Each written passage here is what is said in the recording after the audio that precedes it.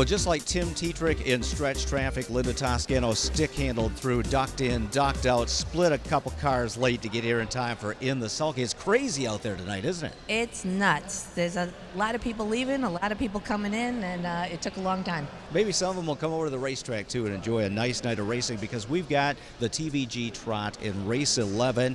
Market Share, your world champion, is in there. And let's take a moment to look back a couple years ago, Hambletonian Day 2012. Everybody was so happy for you to win the Hambletonian.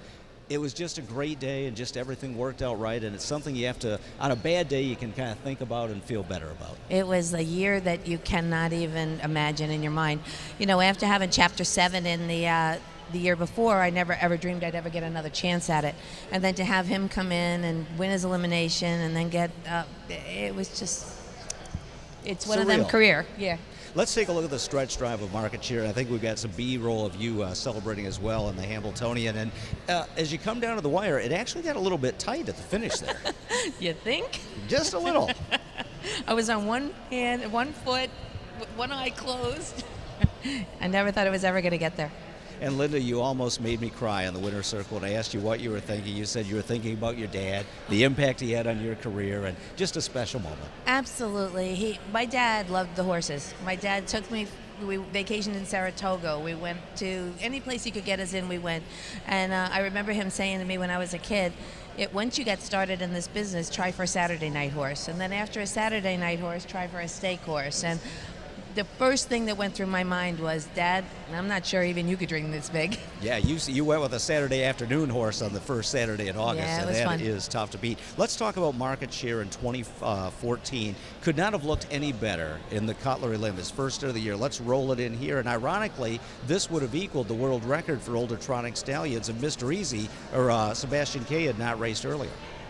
Yeah, he really came back well, and I think we were kind of trying to decide whether to go to the elite lap, not go to the elite lap. I fiddled with his shoes, and I think this next week it was just one of them, is when things go good, they're good, and one of them just hiccups that happened. Well, let's take a look at the start of the Cutler Final. We were all geeked about the Sebastian K Market Share matchup, and we've got you highlighted here. I didn't see the horse make a bad step or anything like that. It just looked like he made a break. That's all he did. You know, he's occasionally done that when I was training him. That's the reason he wore the hobbles, is because he can easily kind of flip over every once in a while early, and I think that's all he did. I think Timmy was relaxed. I think he was looking for the trip behind Sebastian K, and I think the horse just rolled off. It was just one of those things. Well, he came right back and set a world record at Harris Philly in the Maxi Lee, 150-2, just a monster mile there.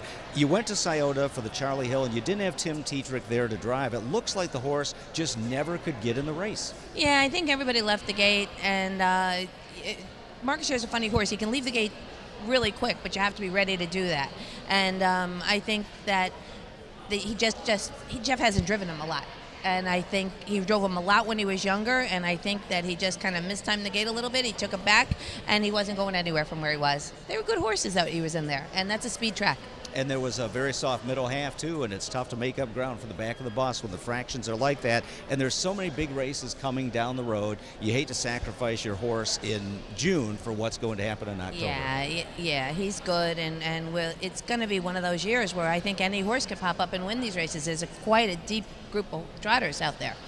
Yep, I agree. Let's take a look at the field tonight for the TVG Final. And I know it's speculation ahead of time. How do you see the race laying out, and will you guys try to stay very close to Sebastian K? You know, I think you got to not pay attention too much. I think you got to drive, Timmy knows this, it's going to drive his horse, and he's going to watch the way it happens. You know, you don't know. Sometimes when you plan so hard, then things change. Savruga's got a ton of speed. Creatine's got a ton of speed. Anything could happen in this race, and I think that we'll just kind of do the best thing for our horse and hope that it works out. All right, Linda, let's take a look at your starters tonight. You've got one other mare in the 7th race, number 2, Marinade Hanover. Must be a tough mare to drive. Tetrick's one of the greatest drivers on the planet, and she breaks stride every time he drives. Dave Miller and Pierce get along with her, but Dave opted off, so you got Marcus tonight. Yes, she is very, very talented. She is crazy fast, and she will just jump it off for no reason whenever she feels like it. It seems like if you hold your breath through the last turn, if she gets through the last turn, she'll flat out fly finishing. And Marcus has gotten along with her once and not gotten along with her once. She's just a funny mare. Hey, if he was batting 500 in the Major League Baseball, you know, he'd be a multi-zillionaire if he could hit like that. What do you think of her chances tonight? You've got an inside post. She raced really well last week. David gets along great with her, but she did race really, really well last week.